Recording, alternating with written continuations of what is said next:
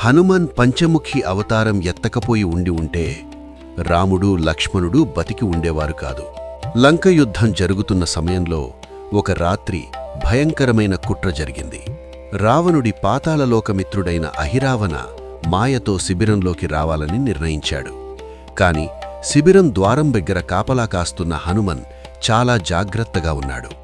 అందుకే అహిరావణుడు ఒక మాయ చేశాడు. అతను విభీషణ రూపం ధరించి శిబిరంలోకి ప్రవేశించాడు. హనుమంతుడది నిజంగా విభీషణుడే అనుకుని లోపలికి అనుమతించాడు. అలా లోపలికి వెళ్లిన అహిరావణుడు తన మాయశక్తితో రామ మరియు లక్ష్మణను అపహరించి పాతాళలోకానికి తీసుకెళ్లాడు. అక్కడ వారిని కాళీదేవికి బలివ్వడానికి సిద్ధమయ్యాడు. కొద్దిసేపటి తరువాత నిజమైన విభీషణుడు అక్కడికి వచ్చాడు. అప్పుడే హనుమంతుడికి మోసం తెలిసింది. వెంటనే హనుమంతుడు పాతాళలోకానికి వెళ్లి అహిరావణుడి రహస్యం తెలుసుకున్నాడు.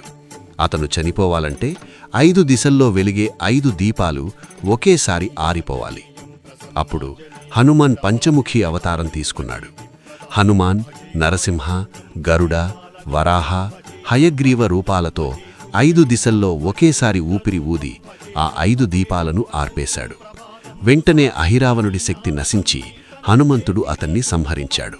ఇలా హనుమంతుడు రాముడు లక్ష్మణుడిని రక్షించి మళ్లీ యుద్ధభూమికి తీసుకువచ్చి సురక్షితంగా నిలబెట్టాడు.